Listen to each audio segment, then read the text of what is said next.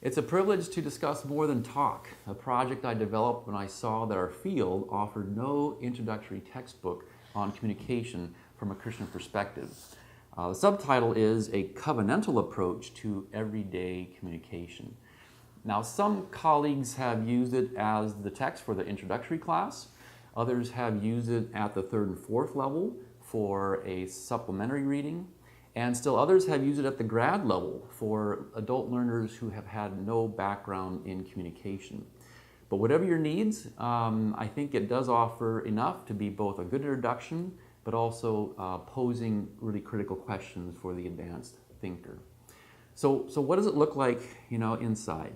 Well, I start with defining communication in both objective and interpretive terms, and then I present a covenantal model that respects both of these orientations as well as biblical themes.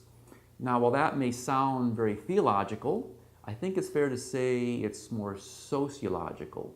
It's a biblical understanding how communication is or might be among humans and divine.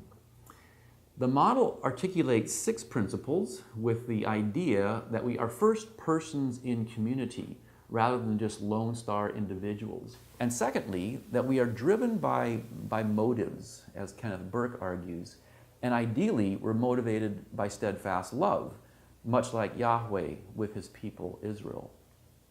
Principle 3 is that communication requires responsible symbolic expression, which recognizes that in community we can't say whatever we please, but we are wise to follow the ethics of our people.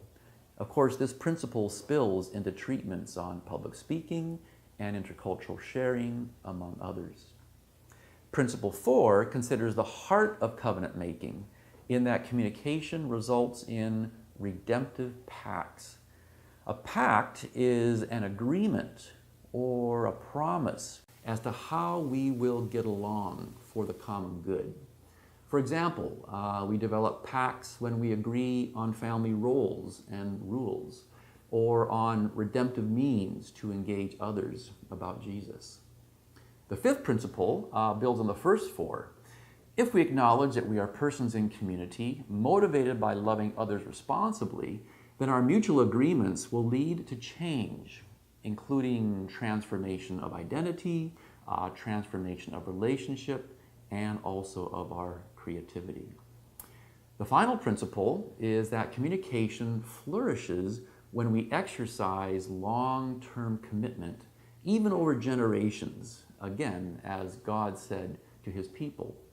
This, though, in contemporary context, is for marriage or small groups, or even in media and audience. Loyalty really delivers in communication fidelity. These 6 principles help students understand our field in 9 contexts over 9 chapters. So these chapters are like the kind you find in any text on language, nonverbal, intra and interpersonal, family, small group, public speaking, intercultural, and then 2 on media. The book concludes with a big picture look at the social sciences, the humanities, and performance as means to discovering and arguing communication truth. New to the 4th edition are what we've called What Do You Think boxes, which are followed by a critical question for reflection. For example, did Lance Armstrong's speech acts get him in the clear when he interviewed with Oprah Winfrey? Or do you present yourself online like most people do? And it brings material there that students read and reflect on to think about it for themselves. In addition, each chapter includes questions for discussion, suggested assignments for you, the instructor, to consider giving students, and then search terms that students can use to research topics online. As well, this edition continues to have ample tables and figures, and yes, even some cartoons for our students. If you have an interest in receiving a copy, head to kendallhunt.com and search my name or the title.